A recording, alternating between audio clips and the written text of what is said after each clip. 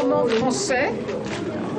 Au second tour du scrutin, Christophe Boltanski, avec 7 voix pour La Cache aux éditions Stock. Je suis extrêmement ému.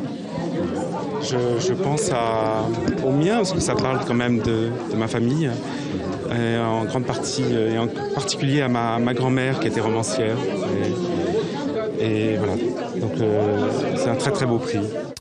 Bonsoir Demet, Christophe Boltanski, très ému, et pour cause, c'est un journaliste, grand reporter également pour la presse française, et il reçoit là le prix FINA pour son premier roman. Exactement, Christophe Boltanski ausculte dans ce premier roman sa famille et ses névroses, une famille juive qui a été traumatisée par la Seconde Guerre mondiale et qui vit repliée sur elle-même dans un appartement parisien. Chacune de ces pièces donne la trame de son récit. Christophe Boltanski a eu la très grande gentillesse de venir nous voir pour nous en dire davantage. C'était tout de suite après la remise de son prix. On l'écoute. C'est un lieu où j'ai grandi, donc, qui était à la fois merveilleux et en même temps inquiétant. Comme sentiments doubles qui sont tout à fait classiques dans l'enfance. L'enfance se nourrit de peur et d'émerveillement. Et donc c'était un lieu où on pouvait à peu près tout faire, mais on vivait quand même tous repliés les uns sur les autres.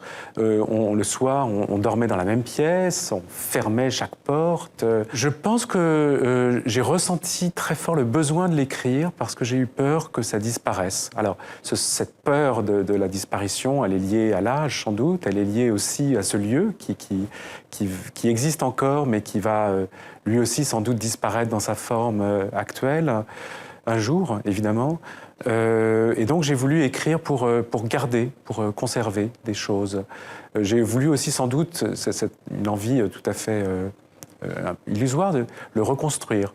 Quand j'étais petit, je faisais beaucoup de maquettes en carton, et je pense que j'ai essayé de faire avec ce livre comme une maquette en carton. Voilà pour la littérature, de la musique également d'émettre au programme ce soir avec un artiste franco-libanais, il s'appelle Bachar Makhalife. Exactement, il sort son 3e album, le plus abouti, Ya Balad. On est en permanence au carrefour de la musique classique, qui est sa formation de base, du jazz et les sonorités orientales. Il mélange tout cela avec beaucoup de brio et beaucoup d'aisance. Je vous laisse découvrir.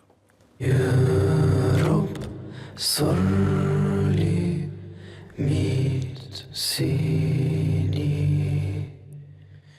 صوم بصلي ارحمني غنائي لأجلك لأجلك يا رب. J'avais beaucoup d'instruments au studio. Il y avait le piano, il y avait le clavecin. C'était un peu une révélation au studio. On a eu l'idée de l'accorder en quart de ton. Donc ça donne une touche orientale très intéressante.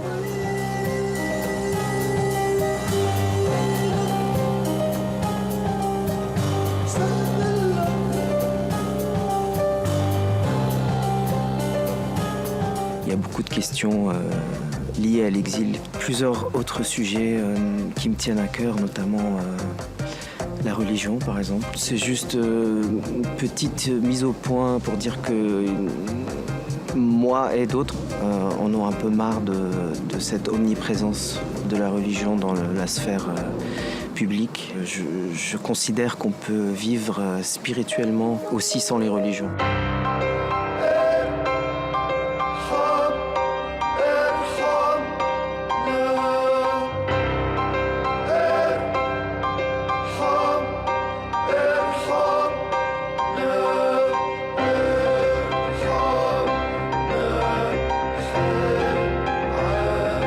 On reste en Méditerranée d'Emet. De Beyrouth, on part à Tunis avec le musée du Bardo qui a ouvert une nouvelle salle.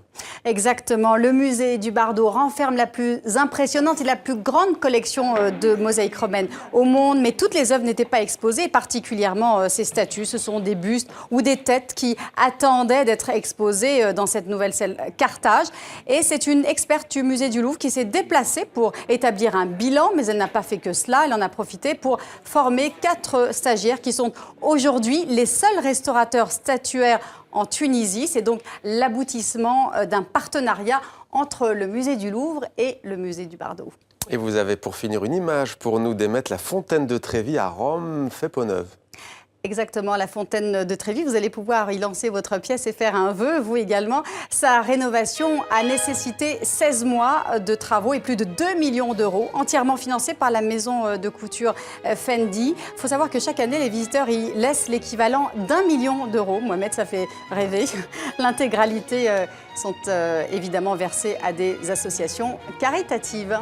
Eh bien, merci pour cette belle image d'Emmet. C'était demander le programme. Merci pour cette chronique culture d'Emmet.